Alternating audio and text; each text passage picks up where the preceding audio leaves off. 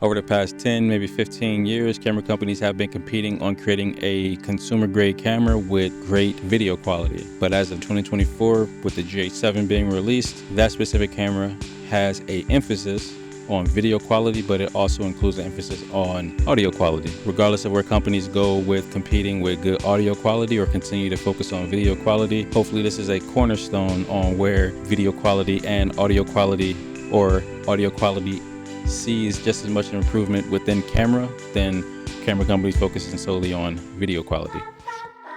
Audio quality trumps video quality, hands down. Doesn't matter what anyone says. And just like the next camera nerd, I enjoy watching videos about cameras, rig builds, lens reviews, camera reviews. I've even created a few of my own. However, audio is where I got started. So in my opinion, microphones and audio are the most important part of content creation for me. Let me explain. But before I do, I want to tell you about my monthly newsletter where I share more stories like the one we are going to get into right now. You can check out the link in the description where you can also find my podcast, which is part of the backstory as to why I believe audio quality is better than video quality. The link is down in the description. Now, let's get back into it. Even though there are great silent movies out there in the world, would you really want to go sit in a theater reading subtitles with a wave of crunching popcorn in your ears? I mean, you actually hear all of the sounds of the theater, all of the smacking, the bad crackling. Or would you want to go watch a movie where there's only music without any dialogue, any story?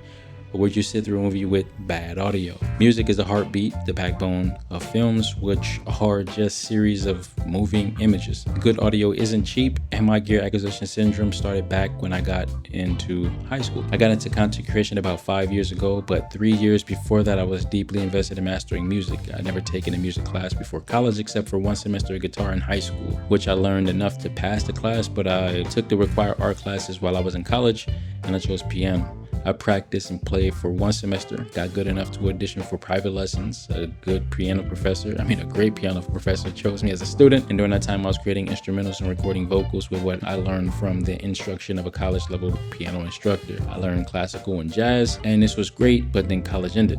And what I did after that was I stopped playing, but I still used what I learned to create music for the podcast I produced called The Creative Podcast. I sat and did all the research, scripted, recorded, and mastered every episode while I was in graduate school. I still have all the episodes available to the public. It is linked down below. And during that time, I was active creating episodes.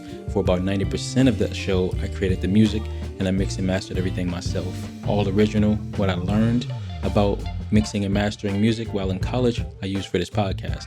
And during that time, I've gotten to know the importance of good audio. As I dive more into the art of creating content, I will always keep in mind that audio makes good footage great, which is why I will be testing out the Neewer pencil condenser microphones, because even though I am a camera nerd, I'm an even bigger audio nerd. Sometimes I do mess up on audio, but we make mistakes. The review of these microphones will be coming out soon. Until then, check out the playlist right here, which talks about some of the other microphones that I have that I like to use while staying awesome. Stay awesome. Oh yeah, and I'm using the Neewer pencil mic for this video. I've used it for a few of them already. Good microphones.